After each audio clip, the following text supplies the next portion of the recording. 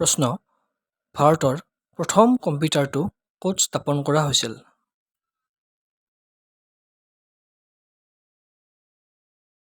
উত্তৰ ভাৰতৰ প্ৰথম কম্পিউটাৰটো ভাৰতীয় পৰিসাংখ্যিক প্ৰতিষ্ঠান কলিকতাত স্থাপন কৰা হৈছিল।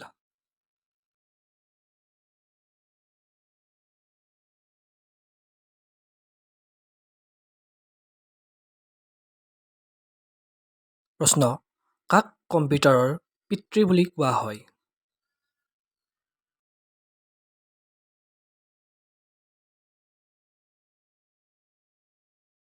উত্তৰ কম্পিউটাৰৰ পিতৃ বুলি চাৰ্লছ বেবেজক কোৱা হয়। চাৰ্লছ বেবেজে 1822 চনত কম্পিউটাৰ উদ্ভাৱন কৰিছিল। চাৰ্লছ বেবেজ প্ৰথমে আৱিষ্কাৰ কৰা কম্পিউটাৰটোক ডিফাৰেনচিয়েল ইঞ্জিন বুলি কোৱা হয়।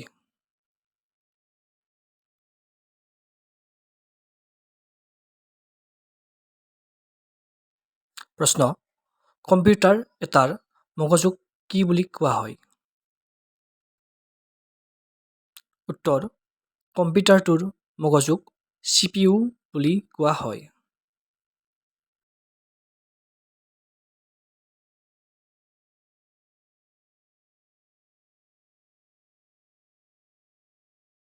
প্ৰশ্ন বায়ছৰ সম্পূৰ্ণ নাম কি?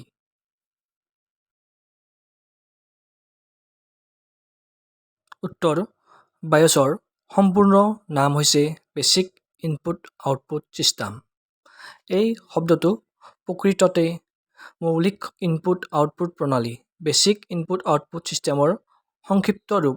ই বিল্ট ইন ছফ্টৱেৰ নিৰ্ধাৰণ কৰে যে ডিস্কৰ অবিহনে প্ৰগ্ৰেমটো প্ৰৱেশ কৰি কম্পিউটাৰে কি কৰিব পাৰে। বায়ছৰ মুখ্য কাম হৈছে পিচিত অপাৰেটিং ছিষ্টেম বুট কৰা।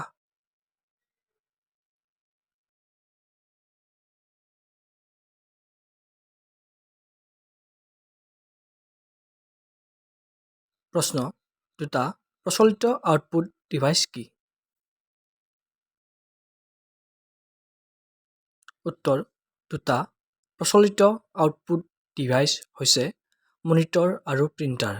লগতে অন্যান্য আউটপুট ডিভাইচ হৈছে প্লটাৰ, প্ৰজেক্টৰ, স্পীকাৰ আদি।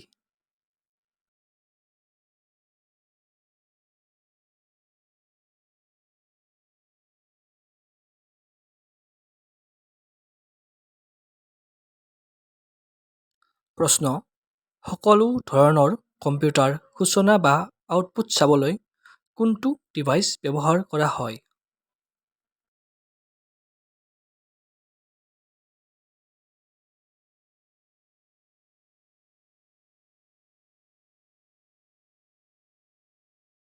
উত্তৰ সকলো কম্পিউটাৰৰ তথ্য আৰু আউটপুট চাবলৈ মনিটৰ ব্যৱহাৰ কৰা হয়।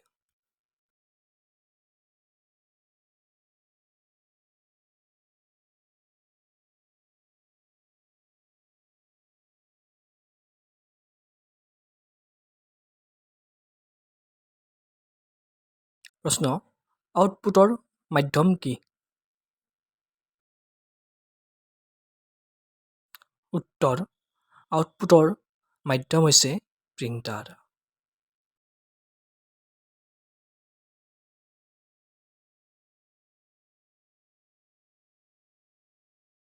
প্ৰশ্ন CD-ROMৰ সম্পূৰ্ণ ৰূপ কি?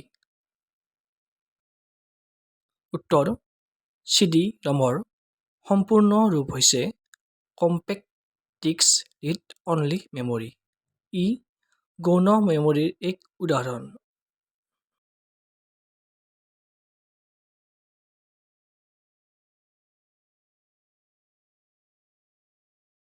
প্ৰশ্ন বিট কি? উত্তৰ বিট হৈছে কম্পিউটাৰ মেমৰিৰ আটাইতকৈ সৰু একক।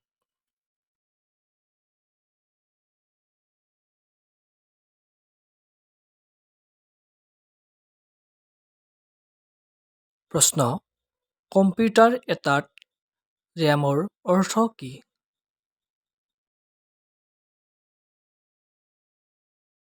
উত্তৰ কম্পিউটাৰত ৰেম মানে হৈছে ৰেণ্ডম এক্সেছ মেমৰি। ই হৈছে কম্পিউটাৰটোৰ এক প্ৰকাৰৰ মেমৰি, যাক ৰেণ্ডমলি এক্সেছ কৰা হয়। ইয়াৰ অৰ্থ হৈছে যে ই কম্পিউটাৰত কৰা কামবোৰ অস্থায়ীভাৱে সংৰক্ষণ কৰে।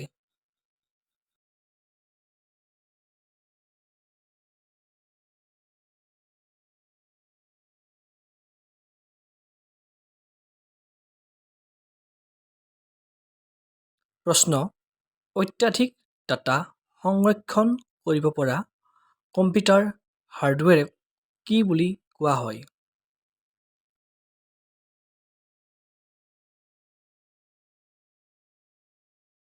উত্তৰ: অত্যাধিক ডাটা সংৰক্ষণ কৰিব পৰা কম্পিউটাৰ হাৰ্ডৱেৰক চৌম্বকীয় টেপ হাৰ্ড ডিস্ক বুলি কোৱা হয়।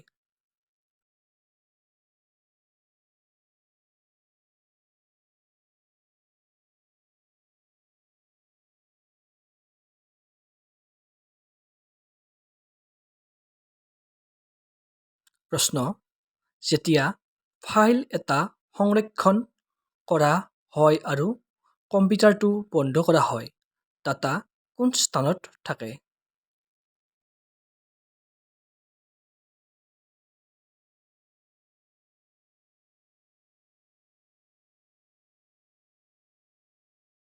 উত্তৰ: যেতিয়া ফাইল এটা সংৰক্ষণ কৰা হয় আৰু কম্পিউটাৰটো অফ কৰা হয়, গৌণ ষ্ট'ৰেজত ছেকেণ্ডাৰী ষ্ট'ৰেজ ডাটা সংৰক্ষণ হৈ থাকে।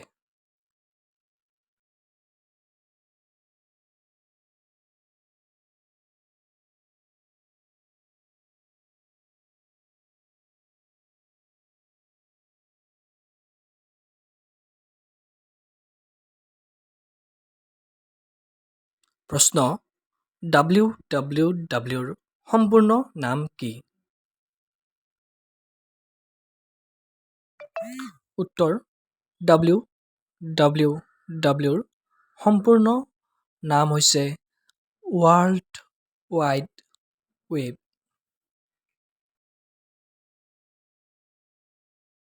প্ৰশ্ন: কম্পিউটাৰত শব্দৰ দৈৰ্ঘ্য কেনেদৰে জোখা হয়?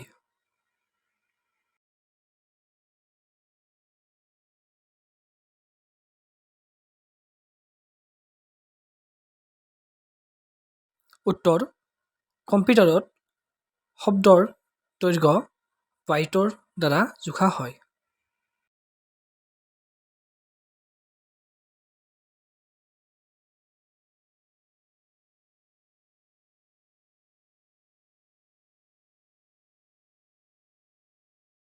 প্ৰশ্ন: কম্পিউটাৰ ভাষা ইণ্টাৰনেটত ব্যৱহাৰ কৰা হয় নেকি?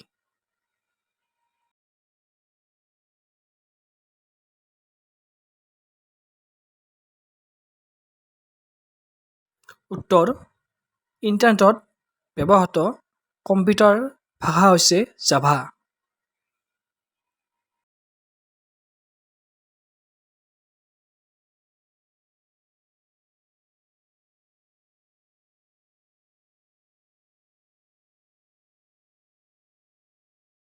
প্ৰশ্ন: HTTPSৰ সম্পূৰ্ণ নাম কি? উত্তৰ: HTTPSৰ সম্পূৰ্ণ নাম হৈছে hyper text transfer protocol. HTTPS প্ৰট'কলটোৱে OSI মডেলৰ পৰিবহণ স্তৰৰ ওপৰত কাম কৰে, যিটো স্তৰ সুৰক্ষাৰ বাবে জনাজাত। প্ৰশ্ন: কণ্ট্ৰল শিফ্ট আৰু অল্টাৰক কি বুলি কোৱা হয়?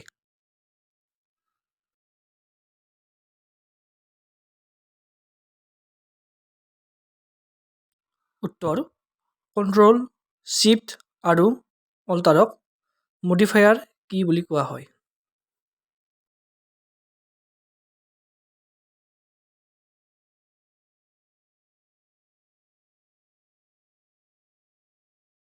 প্ৰশ্ন: ব্ৰাউজাৰ কি?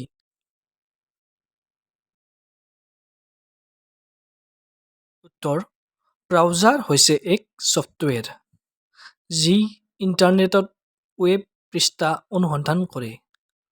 ৱেব ব্ৰাউজাৰ হৈছে এক ছফ্টৱেৰ যি আপোনাক ইণ্টাৰনেটত উপলব্ধ সমল চাবলৈ আৰু ব্যৱহাৰ কৰাত সহায় কৰে, যেনে প্ৰবন্ধ, ছবি, ভিডিঅ' আৰু ব্লগ, ৱেবছাইট, উপলব্ধ অডিঅ' আৰু গেম। কিছুমান হৈছে অত্যন্ত জনপ্ৰিয় ব্ৰাউজাৰ, যেনে গুগল ক্ৰোম, ছাফাৰী, মজিলা ফায়াৰফক্স, অপেৰা ইত্যাদি।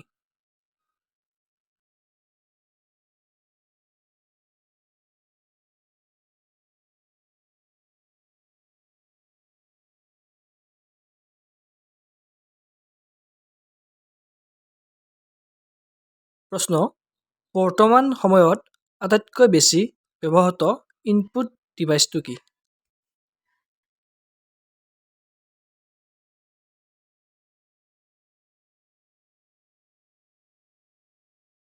উত্তৰ: কীবৰ্ড হৈছে বৰ্তমান সময়ত আটাইতকৈ বেছি ব্যৱহৃত ইনপুট ডিভাইচ।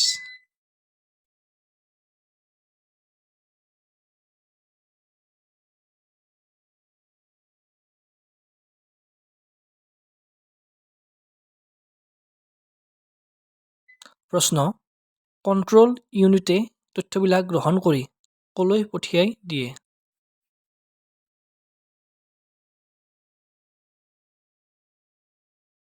উত্তৰ: কণ্ট্ৰল ইউনিটে তথ্যবিলাক গ্ৰহণ কৰি মেমৰীলৈ পঠিয়াই দিয়ে।